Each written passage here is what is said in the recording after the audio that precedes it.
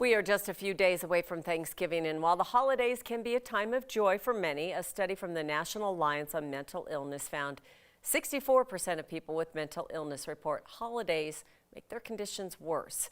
Joining me now to talk about this, Dr. Cheryl Ziegler. Dr. Ziegler, thanks for being here.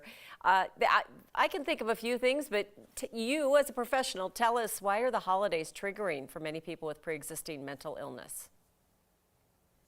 Yeah, there's a lot that goes on in the holidays in terms of having grief and loss of past things kind of get wrapped up in this last part of the year. Depression goes up, loneliness goes up. Not everybody has a loving family to be with. Financial pressures are really high. And so the whole mood of this is supposed to be the most joyful time of the year for many people actually gets worse and gets really hard to just cope with and go through with. Yeah, understandable. Not everybody lives in that Hallmark movie.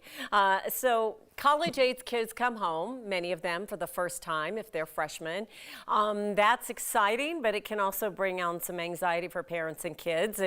And sometimes they're real slobs. That's another issue. But so what should parents think about?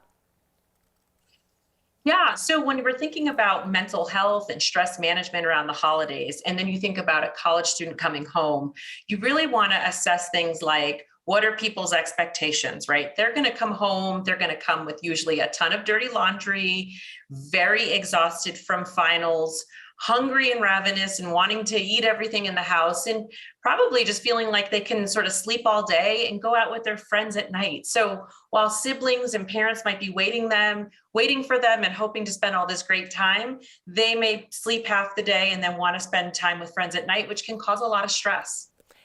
Yes. Yes on all of it, but yes, prepare for it.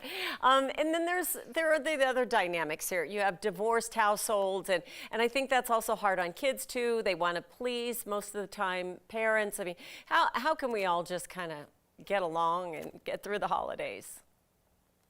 Yeah, well, whether it's a divorced family situation or you're just preparing, maybe for one of the first times that you've had a college age student coming home, just know that a lot of communication is really helpful. Knowing that they want to come home and they want to decompress. They don't have to be on all the time or having to get along with a roommate. And so just setting up the expectations ahead of time, even coming up with times that are just for family. And to say, hey, how about, Sunday afternoon or Sunday evening is just family time. Really setting out the expectation that we understand where you are developmentally, and we also want to be with you. We want to talk to you about how things have been really going, because you want to check in on their mental health as well. And that takes a lot of trust and communication and sometimes some time. So I think setting up the expectations and lots of communication can help a lot.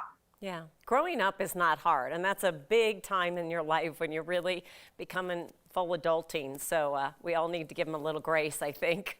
So, well, happy Thanksgiving in advance, Dr. Ziegler. I think we're all going to get through it, and if it's not perfect, it's okay. That's life.